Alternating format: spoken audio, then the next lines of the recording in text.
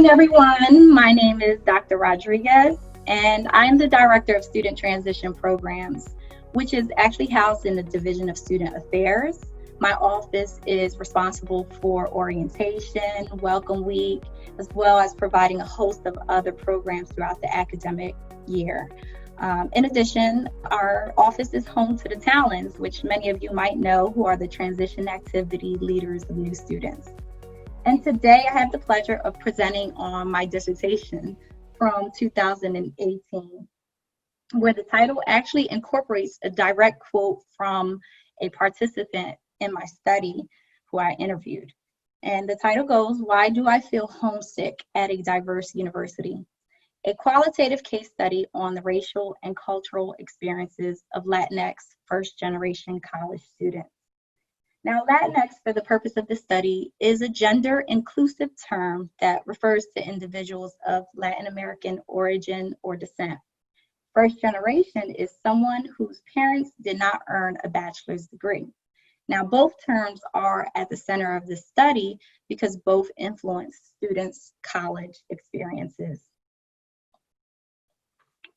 I'll start with the statement of the problem, which is a nationwide problem.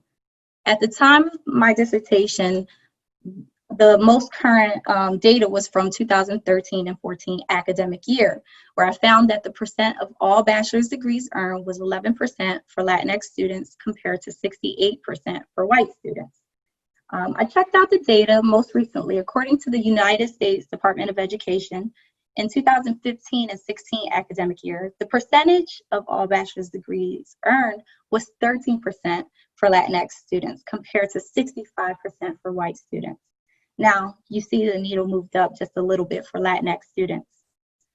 Another issue is that Latinx experiences are under-researched.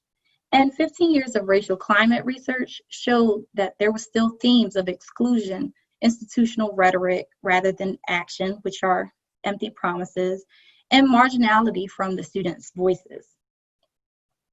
Now, the statement of the problem at a local level. My dissertation specifically focused on Rutgers-Camden because that was my place of employment when I was studying at Rutgers.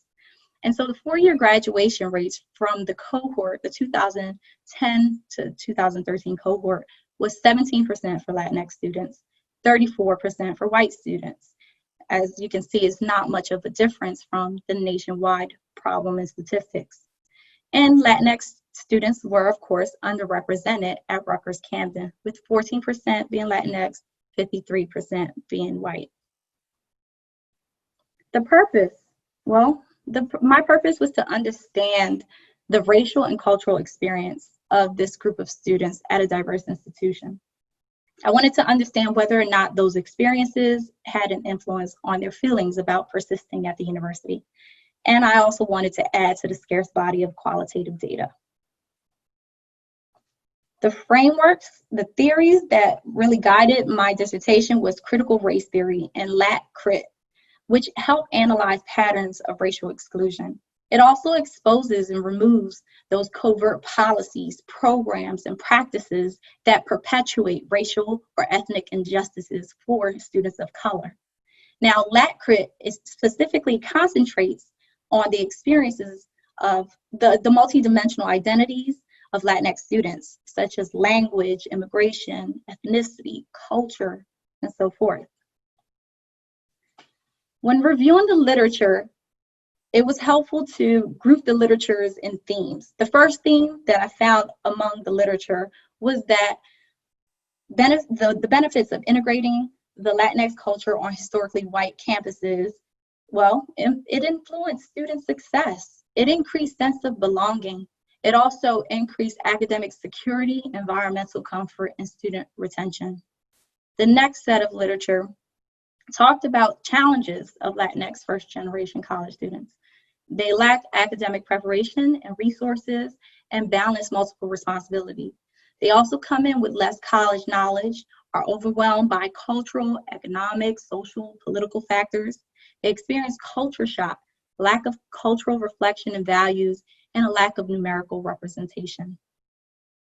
The next group of research that I found was how students of color perceive the campus climate at predominantly white institutions.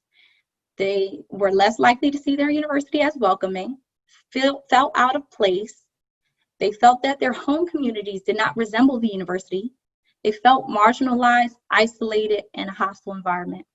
And the last group of literature that I found talked about the impact of negative campus climates on students of color. There was two impacts. There was a negative impact where students, they experienced stress, their academic achievement was hindered, their health was compromised, they departed the college, their self-awareness and civic attitudes had been impacted. Now on the flip side, the positive impact, it led for them to become more resistant and embrace and express their cultural identities through subcultures and counter spaces. Now, what I found from the interviews that I conducted, the focus groups that I conducted, as well as the observations, was that 90% had positive perceptions and attitudes among same racial ethnic groups. That was in line with the first theme. The second theme that I found was invisible culture. Now, all of the students, they talked about that Latinx professors and students were hard to find. 70% stated that there's a lack of Latinx culture on campus, such as the events, the food, the music, art, and tradition. The next theme, negative campus climate. Well, 70%, they noticed segregation in the classrooms, resident halls, social settings. 70% experience and or witness microaggressions. The fourth theme, Latinx needs. All of the students expressed the need for Latinx culture to be integrated into areas of student affairs, whereas 70% expressed the need for more diversity in areas of academic affairs. And the last theme, feelings of affirmation. The majority of students acknowledged that Latinx people provided emotional support on campus. And 70% acknowledge that culturally relevant curriculum and programs through the Latino student organizations, programs like EOF, increase that feeling of belonging. Now, I'm going to show you some quotes that support the themes that I just discussed. In terms of the first theme, positive campus climate, a student by the name of Giselle, she mentioned cultural Greek letter members seem like really down-to-earth people. They were of the same background, Hispanic and Black, so it made it more comfortable. Iris says, times like when the Latino student organization created a Hispanic event, that's when it became more welcoming. Evelyn said, it was really interesting having a conversation with Latin-oriented sorority members and having that understanding of growing up in a Hispanic home. You know, this is really nice. The theme of invisible culture. Arturo, he goes to say, my mom listens to a lot of ranchera music, which is a type of Spanish genre. And here it's more like American food, like cheesesteaks, fries, burgers, wings. Then my mom over here is creating tamales and tacos. I'm always speaking Spanish at home because my mom can't understand English. I feel more at home when I'm with my mother than when I'm at college. She just brings me back to my culture. Zoe goes to say, I just feel like when you step into a room, there's mostly Caucasian people and not that many Hispanic people. It feels intimidating. It kind of feels like, oh, I have to fit in. I have to act this certain way.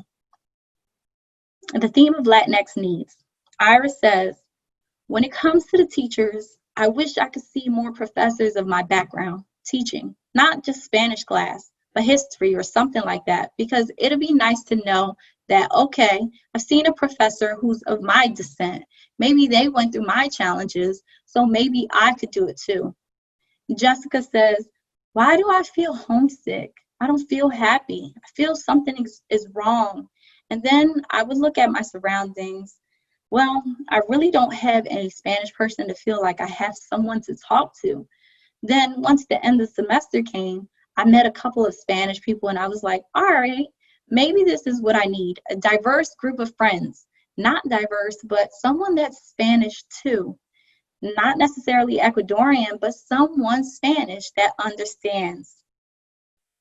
And the last theme, Jessica mentions, the last theme is feelings of affirmation. Jessica quoted, I felt that having you as a resource was emotional support. Knowing that you come from an understanding Hispanic background, Honestly, if I had never gone to your office, never even spoken to you, I would have resigned from this university. Now that I look back at it, it actually upsets me because I would have been another failure statistic in the Hispanic community. I would have never known what to do. Darlene mentions, well, personally, what makes me feel at home here is the fact that I'm living with my friends from back home. We all dorm and we all bring a bit of our Mexican culture into our dorm. We celebrated our festivities and our traditions, but here on campus, if it weren't for them, I probably would feel uncomfortable. And lastly, Iris, she says, I can count on my EOF counselor, honestly, when it comes to Spanish rights and culture, because we've had a couple of conversations and she's like that Spanish mom. And so bringing back our attention and focus to Stockton's data, as you can see here, our Hispanic students and our faculty, our Hispanic faculty are underrepresented. The numbers show it right here. So the total undergraduate population among the Hispanic community is 15%. And for faculty, 4% represent the Hispanic or Latino community. In terms of four-year graduation rates at Stockton, now I pulled this information up from the Office of Institutional Research, and what I found here, this is the most recent data that I could pull from 2015. The difference between Hispanic and white students, there's a 9-point difference, okay? And that's for four-year graduation rates. And for six-year graduation rates, the most recent is 2013.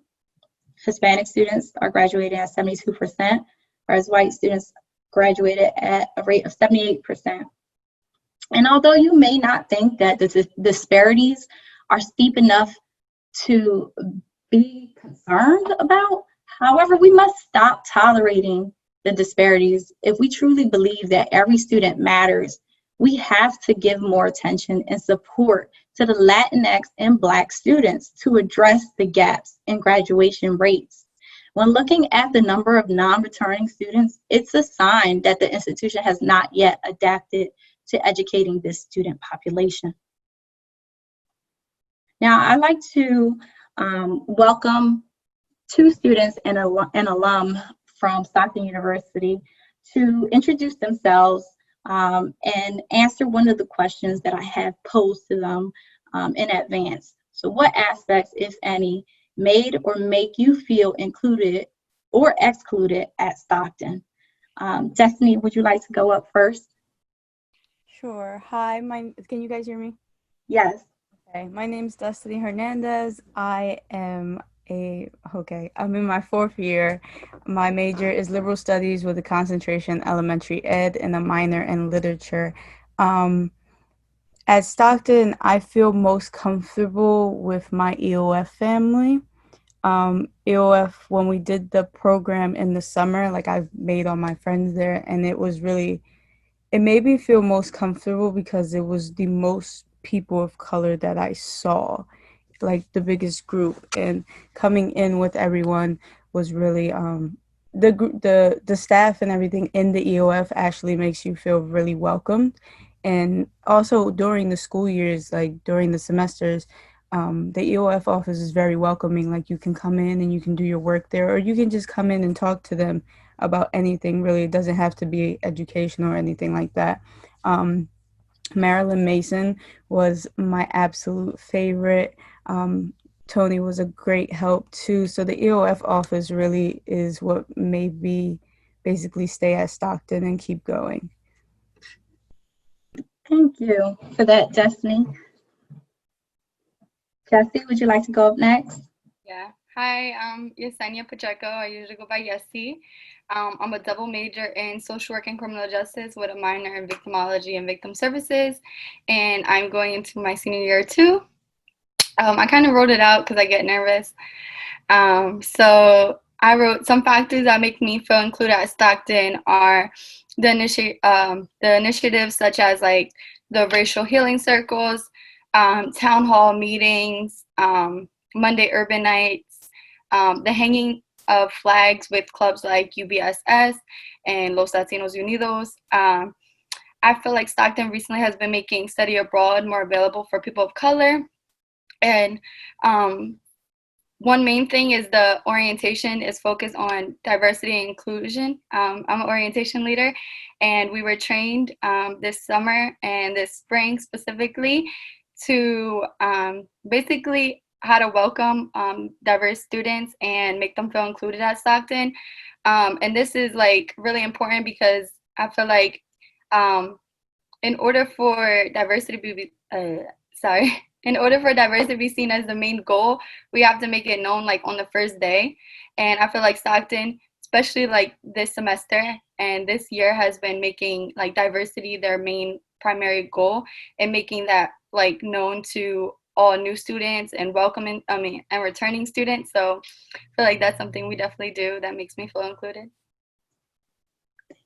Thank you both. I'm really appreciative for you taking time out of your days to actually come and present on the panel. Also, Sophia Bermudez, would you like to introduce yourself? Hi, everyone. My name is Sophia Bermudez, super proud Stockton alumni, class of 2011. I was at Stockton between 2007, graduated 2011, and like Dr. Rodriguez, I can't get enough of like letting her know about my experience and sharing those experiences. But from the moment I stepped onto Stockton's campus, I remember Latino Visitation Day. And not only did I feel welcome on campus, but I felt celebrated. And throughout my time at Stockton, from the EOF staff, financial aid, just the amount of support that we received was incredible. But in aspects where I felt included, being introduced to Los Latinos Unidos was probably the best thing that can happen to me during my time at Stockton, especially being a first-generation student. The community service that we did through LOU and connecting with the Atlantic City population and the festivals in the area, that kind of brought a little piece of home for me to the Stockton campus. And overall, just my experience in general, I've always felt included and celebrated on the campus. So. Thank you, Sophia. Like, these are all, what I'm hearing is a theme of counter spaces and spaces that you felt safe in, spaces that felt welcoming, that increased your sense of belonging. And so this, I hope, will encourage more people to think of ways to increase those spaces and to amplify those spaces for our Latinx students. And so, implications for practice. My suggestion is to conduct in-depth interviews and focus groups. Why? Because it increases students' sense of affirmation. Through the interviews and focus groups, my students felt valued, that I was asking them about their experience, because they don't typically get asked those type of questions. In addition, it'll help with assessing, gaining insight into the ethnic realities of our Latinx student populations. We can't automatically assume that they're having a positive or a negative experience. We must ask the source directly. In addition, we'll be able to highlight those positive experiences, just as we did right here just a moment ago, but also expose the negative experiences and climates. In addition, we would be able to guide new and improved practices at Stockton to close those ethnic and racial gaps. And we would also be able to educate the staff and faculty on the findings. In addition, we must decrease feelings of invisibility and increase feelings of belonging by integrating the Latinx culture through food, music, language, art, traditions into areas of student affairs such as Res Life, programs, student involvement, campus center, dining services, but also diversify areas in academic affairs by hiring Latinx professors, offering and promoting a variety of culturally oriented courses and majors and minors, and using culturally relevant pedagogies through your teachings. I also recommend that we address the negative campus climate, such as the microaggressions and segregated spaces, by dedicating time and resources to educate students, faculty, and staff on how to identify and avoid microaggressions, but also publish the list of microaggressions online. Currently, there's an Instagram page called Black at Stockton where the students are doing it. Also, organize photo campaigns, have in and out of class dialogues, blogs, spoken word programs to highlight those microaggressions. Promote a bystander intervention approach to ending microaggressions. If you see something, say something. And lastly, promote counseling and other resources to support the students impacted by microaggressions. Just like Jessie said, one of her favorite things on campus is the racial healing circles. So we must amplify those type of programs, which are facilitated by our very own counseling services. Lucy Allen, she has a We Are Diverse group, and that right there is a group, a safe space, a counter space that'll help students feel like it'll help increase their sense of belonging. And so these are basic ideas, but we have to do better for our Black and Brown students to address the graduation gaps. We can't always blame the prior school system.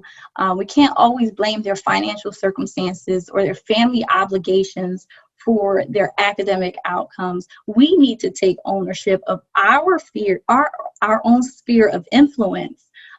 So we need to begin asking ourselves in everything that we do, how can we help Black and Brown students feel more included and welcome on the Stockton campus?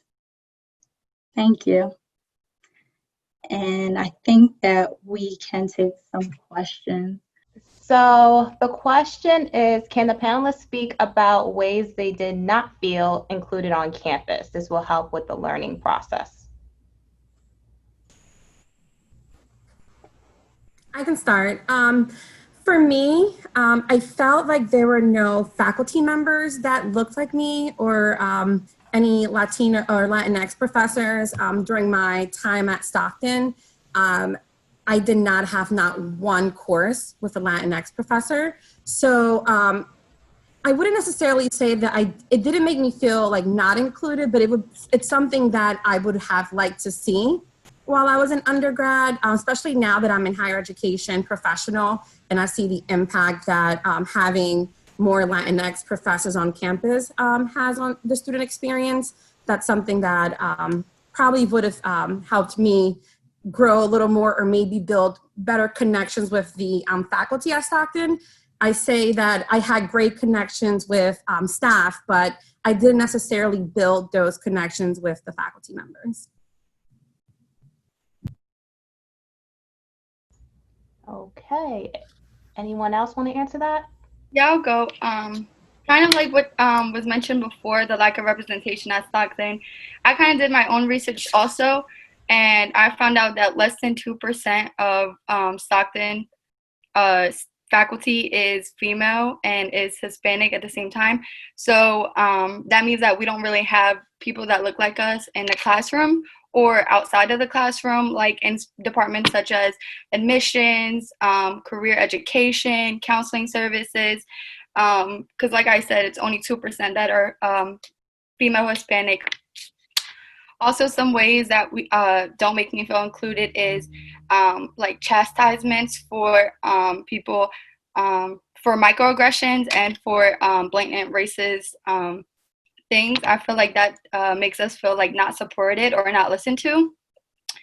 And I also feel like if like Stockton took the initiative to address like diverse issues such as, for example, Rowan addressing international students and their status with staying on campus, I feel like that will also make Latinx and other students, international students, feel included, and also allowing all students to be trained in multicultural competence, not just us taking the initiative to go out and find these courses on our own.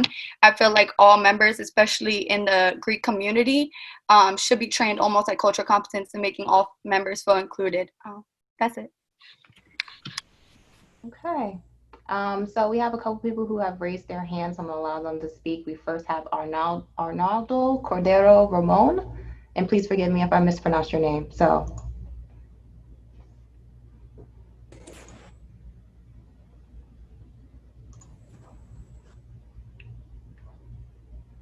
Can you hear me? Yes. Okay.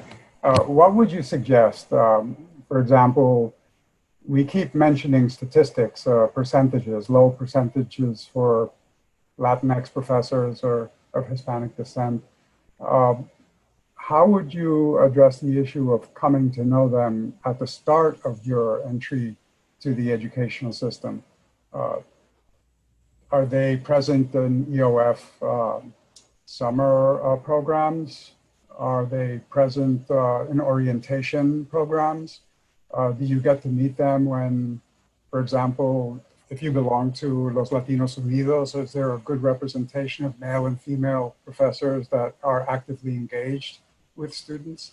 My next question is the one about languages, because we come to the table with a multi-ethnic, multi-linguistic approach, but that is often not addressed at the college. If a student has, for example, to learn how to write or how to speak or how to express yourself in both English or Spanish or French or whatever language or ethnicity you come from, is that addressed at the institution? Have you seen fellow students have those issues?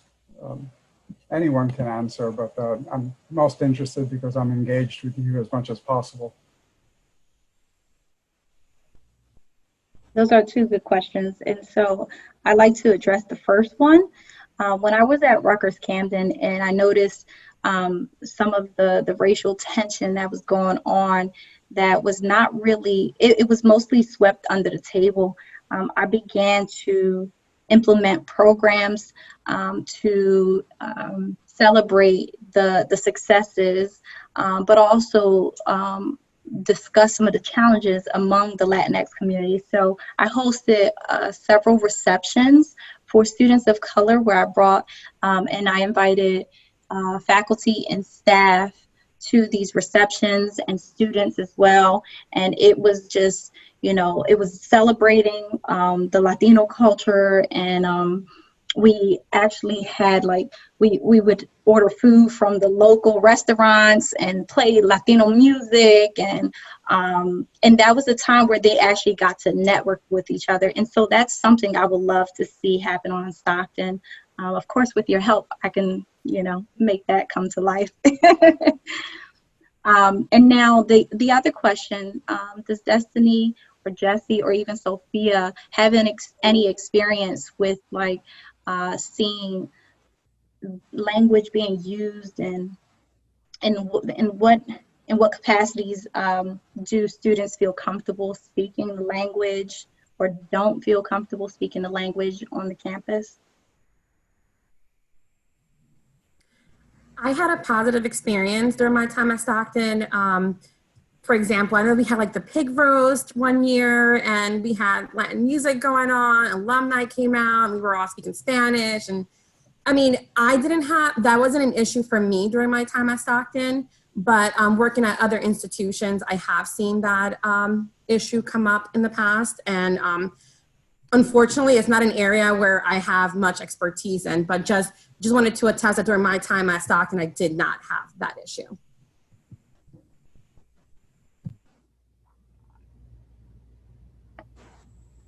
Okay, we can move on to the next question if that's okay. So we have some in the chat. First question is, what are best practices for faculty trying to create a welcoming, anti-racist classroom and learning space? What are examples of good classroom experiences students have had? I can answer this one. So I'm trying to look at the question okay. So I took one class on campus that was called Puerto Rican History and Culture. it was an online course. I know that's because the professor prefers to do it like that, but I feel like we should have more classes like that. I know we have Africana study classes, but we should have more of them, because every time I go to look for one of those classes, it's like very, very few selections, and they fill up fast because people are interested. So I feel like that kind of goes with like having more professors of color. If we had more professors of color, we could have more of those classes that could be given to us, and not only for us people of color, but also other people that want to learn about our culture so that they can understand us more, kind of how in the presentation Anna was saying, just kind of get to know us so that you can understand us, and that way we feel more comfortable. So I don't feel like it's so much having an anti-racist classroom. I feel like it's the type of classes that we are teaching, and having more of those selections for history, our history, Latino history, and African American history. Okay. There's another part to that question that I believe Betsy followed up on. So what did faculty do to contribute to good or bad learning experiences? I feel like I've had great professors that were trained in multicultural competence, especially since I'm a social work major. But I wonder if outside of the different major, if all staff are saying the same things or preaching the same things. I've known that a few staff, non-person of color, have been accused of using the N-word in courses, which make people of color feel not supported. So I feel like realizing when staff are using microaggressions or derogatory terms or making students of color feel uncomfortable in class, that can lead to better conversations on how to improve the campus climate overall. Anyone else wants to answer? If not, we'll move on. Okay. So next question is from Mary Patton. What can we do as far as admission criteria to include more Latinx students in our programs? What should we consider? I'm gonna go again. Honestly, I feel like we um,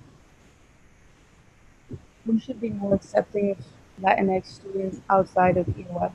The only students of color that I see come in are mostly through the EOF program, and I know that's because of finances. You can't hear me? Your volume's kind of in and out, Destiny, just a little bit. Okay. Can you hear me now? Yes. Okay. So, okay, I'm just gonna say it all over again. So I feel like admission-wise, we should accept more students of color outside of the EOF program. I understand that we do come from lower income families and things of that nature, but I feel like the only people of color that come in are EOF, and that's mainly the main group. And I feel like we should, as a university, accept more Latinx students through regular admissions instead of putting them through this program, and just giving them more of a chance outside of the EOF program. Okay. Thank you, Destiny. I have a recommendation too. In terms of accepting or looking at those who are denied admissions, taking a deep look at them and seeing if there's any wraparound services that we can provide to help out those students, because then we can accept them conditionally until they prove that they are academically capable to do well at the university. I also feel like recruiting members from low-income communities, such as like our surrounding areas like Atlantic City or Pleasantville, just making our presence known at that institution to let those students know that, you know, college is obtainable. I feel like that will be great for increasing Latinx and people of color enrollment.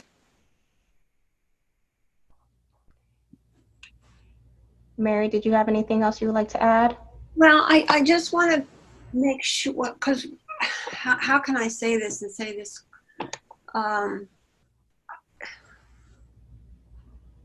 Sometimes students that come from lower socioeconomic backgrounds need some additional support courses for instance, I teach nursing, so students have to have a certain SAT on their math score to be able to take chemistry, and students start out with chemistry, so they need that to proceed in the program.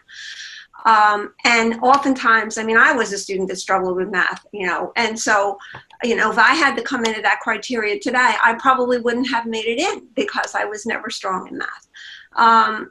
So then my concern then is we might even actually be adding on additional course, maybe even an additional semester or year on, and I would not want to do that either. And I do know that Rutgers had a program, and I don't know if they still have it, a couple of years ago to really focus in on students that would not have normally had an opportunity to come into a program like nursing. And we definitely need more diversity in nursing. So I guess that's my concern, is we would love to be able to do that, but how can we do that? And I know you probably can't answer this question today, but this is a challenge. How can we do that and still keep those students on target for graduation, so they're not incurring additional debt, or they're not, it doesn't take longer for them to get into the workforce. And I'm wondering if we need to really start back in like junior high school and high school to really get students prepared. And it just seems like students of lower socioeconomic backgrounds are just so disadvantaged in that respect. And that, I don't know, I just need to say that, and I'm just looking for answers, and eventually we'll have something in place. But go ahead. Thank you. Thank you, Mary. Hi, Mary. During my time, I worked at Temple for 4 years at the College of Education, and I worked closely with the Office of Field Placement, who worked closely in the Philadelphia community, and they started a program where it was a pilot while I was there, and I worked at the Office of Field Placement to recruit some of the high school students to see if they would do like a co-op program half of the time at their high school, and then they would come on campus to complete some of the college credit courses, and with the hope that those students would then apply to Temple and join the College of Education. I did go back to review some of the data just because I was interested in seeing if it worked or not. And out of 10 students, I believe about 7 of those students were academically prepared and joined Temple's College of Education.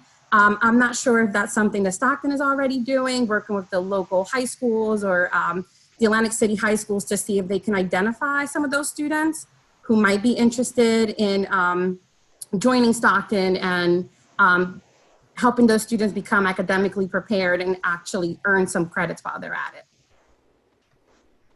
That sounds something that we can benefit from. I'd also like to add that SATs, there's research that shows SATs represents the socioeconomic status of the students. And so I also didn't do well on my SATs, nor did I do well on my GREs, but I'm Dr. Rodriguez today, and that, again, has to do with the amount of wraparound services that I received, the sense of belonging that I felt when I was on campus through the EOF program, through the McNair Scholars Program, and so forth. So I was given a chance, despite my SATs, to go to college, and I am a success story. So I think that we need to not focus on those SAT scores and focus on providing the students with the additional support, wraparound services to get them ahead. Of course, I was behind in credits, but I graduated in 4 years. But that was with taking courses in the winter, taking courses in the summer,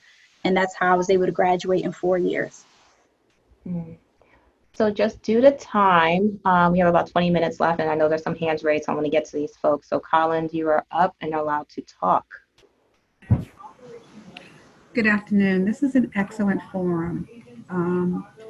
As the president of the Council of Black Faculty and Staff, also a longtime employee of Stockton, nearly 22 years, and an adjunct instructor. I've seen a multitude of events, programs, focus groups, you name it, we've had it. But, I think it's now, and the opportunity to listen to the students has provided a great pathway and hopefully even a more of an eye-opening experience for the participants who are on this Zoom today. And I'm a true believer that hearing it from the mouth of babes, you know, it's raw, it's the truth, and it's unfiltered, which I think we need to hear to definitely, again, bring the participants back into reality about how our Black and Brown students are impacted by a multitude of things. My question, which I also posted in the chat, was how do you feel the administration, and I may be changing the wording, the context a little bit, how do you feel the administration can really make a significant change to bring in Black and Brown faculty, adjunct, and professors to really have a significant impact? Because I constantly hear that one of the main issues and disappointments from our diverse population of students who are at the institution is that they walk into a classroom and they don't nearly see enough folks who resemble them. So how would each of you make the recommendation for any administrators who are online, and since this is being recorded, how would you make that recommendation so that we could successfully accomplish those tasks? I'd like to start by saying thank you, first of all, Patricia, right? Trish, yes. Trish. Yes, so I think that we are our best marketing tool, right? So based on how we experience Stockton, we're going to go ahead and refer others to work here at Stockton as well. The same goes with graduating. This all goes back to increasing graduation rates among the Latinx students, because the more Latinx students that graduate, the more qualified candidates that we have to work at Stockton. And I believe that Destiny, she and I had a conversation recently about this same thing. Destiny, you want to talk on that in terms of the graduation rates for teachers? Graduation rates for Right. Right. So you talked about last time having more teachers of Latinx. Go ahead. Okay. Because of the quote that was in Anna's presentation that said, I want more professors like me. But if you look at the graduation rates, a lot of Latin students do not graduate. So how could you have professors that look like you if your students are not graduating? And those numbers were huge to me. It's 11% versus 68. And then the year after that, I think it was 2014, 2016, it went up 2%. So what exactly is being done differently to help these students? There can't be professors that look like us if we are not graduating, if we don't have the tools to graduate. We are first generation students. We don't know how to get through these programs. We need hands-on help. We need faculty to sit down with us and tell us, hey, this is how you do this, this, and this. You have to baby us because we do not know. My mother did not go to school. My father did not go to school. So sometimes I sit and have a conversation with my mother, and she's just like, she tries to be very supportive as much as she can, but she can't guide me because she doesn't know. So she tells me, go speak to admissions or go speak to a faculty member. And that's why I found EOF to be so strong for me, because whenever I had a problem, whether it was the EOF office or the tutoring center, someone helped me. But it's very important to have people like us because that motivates us. I took the Puerto Rican history and culture class that I spoke about, motivated me, and it made me feel comfortable and it made me feel good. And that was with Professor Arlene Gonzalez. That makes us feel comfortable. So the more comfortable that we are, the more successful we will be. If there's also, if you're teaching a diversity course, I feel like there should be diverse people within that course. You can't teach a diversity course if no one looks like me. I might as well teach the course. It's just the graduation rates are matching what the professors look like. I think it was like 7% of Stockton faculty, even less, is Latinx, and that's 5. That is a small number, and yeah. So yeah, basically it starts with graduating our students. And so that way we need to promote these positions to them, because they may not even see working in higher education as a possibility because they don't see people who look like them. Mhm. So we have a couple questions in the chat, and so we'll figure out a way to go ahead and respond to some people if we can, but we are kind of close on time. So I'm gonna let Sequetta Sweet to speak at this time, and then if anything for everyone else that have put in questions in the chat, hopefully I'm able to share those forward with you, Dr. Rodriguez, and being able to kind of circle back to folks probably in email. That'll probably be best. Sequetta? If I'm saying it right, I hope. Hi, can you hear me? Yes. I'm faculty in the doctoral program in the Organizational Leadership Doctoral Program. It's great to be on. This is a great forum. I've enjoyed it. I raised my hand just before Mary started talking, and she kind of stepped on my idea, but I'll say it anyway. I just feel like if you want to increase Latinx and people of color, be it students or faculty, you have to go where they are, and you have to be able, you have to be willing to be in it for the long haul. So my idea was the same as Mary's, like, why can't we, I know times are rough right now, but if we want to do a long-term strategy of connecting with schools in the area, high schools in the area that have high Latinx population, and work with those students and form, coalitions with them, and form, forums and mentorships with them, and tell them about the different careers that are available and the different programs that are available.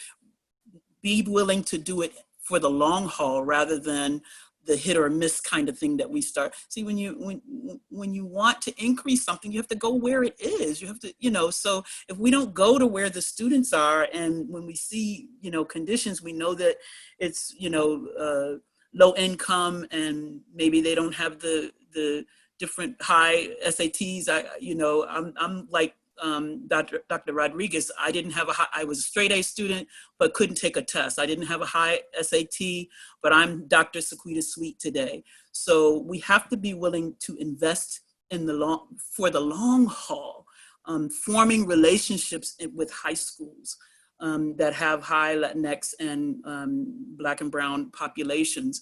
And yes, it takes money, but let's invest in that. And I believe the turnaround will be great. I think it will be worth it.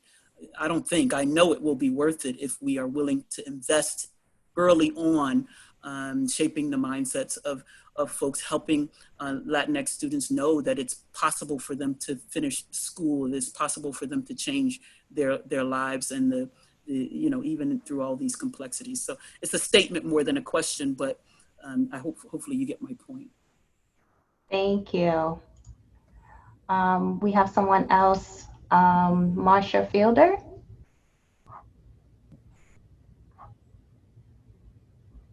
Marsha, you're allowed to talk if you want to. There we go. Thank you so much. Destiny's one of my students. Love Destiny. Oh, she even took Hebrew. Talk about learning different cultures. First of all, I wanted to let you know that we do have a program. It's a dual credit program with high schools. It started with Holocaust studies classes, and it has expanded to many others. And students from low-income areas actually get their credits for free. I know kids from Atlantic City and others. So we can certainly add to an existing program. It does run out of gens. And as you said, I think we need a little more, shall I say, mothering, which is what I try to do. But we need more advising, not just for classes, but life advising is what I say, helping them through, helping them adjust to having a difficult time, but faculty also need to realize that there are grandparents at home and other family members at home, and you can't always make it to class. And there are different situations, or you're helping someone get their citizenship, and you have to be absent. And I think that faculty need to be a little more lenient and accepting of young mothers who have children at home, and not to just say, too bad you can't come to class, you're absent, you know, you can't make anything up. So I'd love to see something where we can help them and where they have rights. I always say to my students, you're not in high school and you have rights, and let me help you find the person who's going to open those doors for you instead of shutting them. Thanks. Thank you. But also my other question, and you may not get to this, is if we could get a list, like I know I need, what are some microaggressions? Because I might not know that that's a microaggression. Someone used a word in another class, and so I said to another Brown student, why didn't you tell me that wasn't an acceptable word? It was the word ghetto, actually. And in Jewish studies, I think of ghetto as that's how the Jews grew up. They were all put in ghettos. And his response was, you should have known. I'm like, but I couldn't. So if at least I would like to learn some of these things so that I learn to recognize that these are microaggressions. And now I'll add them to my microaggression lecture. That's good. I think a good place to start is definitely the Black at Stockton Instagram page. Thanks. And going back to what Trish asked about how do we get more staff of color to come to Stockton, I just came up with some other ideas. Equal pay, you know, so making sure those salaries are competitive so that way we come to Stockton, but also analyzing why some departments are all white and disrupting the current status quo of those departments. I know this is, I know we have a few minutes left, but from alumni perspective, I owe a lot of my success to the Latinx alumni during my time there. I was able to connect with alumni who I still reach out to this day for advice and to connect with them. And I get a lot of the communication from Stockton, but if I was to see something about me connecting with a Latinx student or providing career advice or connecting with the population, I know many like myself who would jump on the opportunity to do something like this. So definitely reach out to the Latinx alumni community, see how we can get involved, become mentors to our current undergrad population. I know because of my experience at Stockton, it's a huge part of why I'm in higher education, and I want to reach out to as many Latinx students as possible and connect with students to make sure that they also have a great experience no matter what institution they attend, because I want students to be successful and to see people that look like themselves and who have graduated and can pay it forward. Thank you, Sophia. So we have about 4 minutes left. I'm gonna let one last person speak, and then I'm gonna ask Dr. Rodriguez to wrap us up and conclude. Natisha Peterson, you have the floor. Hello, thank you. For those who don't know me, my name is Natisha Peterson, and I work in the Career Education and Development Office. So for the young lady that said she doesn't see people that look like her, I've been there a little bit less than a year in that particular office and with the university for over 2 years now. And I am biracial. I am both Black and Mexican and female. So I understand when you speak to those that wanted to talk to people that look like you. And my comment was more so, and I read some of the other people's comments and questions in regards to how do we get faculty and staff that look like us to be there. And my comment is just, it's not just getting the recruitment and getting them there, it's the retention part. And I think that speaks to, it trickles down to first getting the faculty and staff and then the retention of the students. It goes hand in hand, I'll say that. And I think in more recent conversations, I've learned being new to Stockton that there's some concerns for faculty and staff about how they feel themselves being comfortable working at Stockton University. And I think that it would be a good platform for them to understand how they're feeling and how they can be helpful, because they have to be helped themselves, I feel, in order to help the students. Because that may be one of the reasons why there's such a low retention for those faculty and staff of color not staying at Stockton when they themselves are not made to feel comfortable. So I just wanted to put that out there. And I do think it is a good idea. It was brought up in another discussion. We have to find some sort of way to introduce ourselves, to let students know that where we work, who we are, where, there's different programming and events and different clubs on campus, but I do feel that that is a good way. And it doesn't just have to be faculty and staff of color. It could be other people, who just want to get more of an awareness of different cultures and be helpful, to those in maybe specific majors and such. So that was my comment. Thank you so much.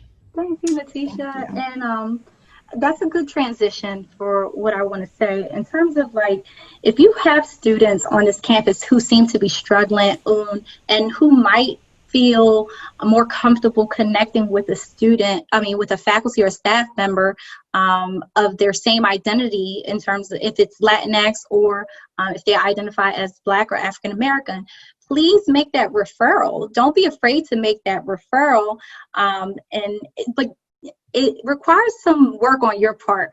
It requires you getting to know the faculty and staff on this campus, and us, uniting together and developing these bridges amongst each other. So that way we feel more comfortable with making those referrals. I like to end this presentation by having you think about Spanish music, right? So when you think about walking into a restaurant and hearing this vibrant, dynamic salsa, right? This music, right? It sounds interesting. It sounds fascinating, but many of us may not understand what's being said in the song or the lyrics. And maybe many of us might not even have the rhythm to dance to it, right? So similarly, our students may find that school is an interesting and fascinating space. There are interesting aspects of the college environment, but it's a challenge for some of us Latinx students to relate or to assimilate to a culture that they just aren't used to. It's incongruent with what they came from, their home environments that they came from. So we, as staff and faculty, must be more intentional with integrating the different cultures to help our students feel at home. And on that note, I'd like to, again, thank everyone again for joining the session. Thank you all. So let me just conclude. Well, thank you, Anna, for the presentations. It was definitely something that has sparked a conversation because we weren't able to get to all the questions and answers that are in the chat.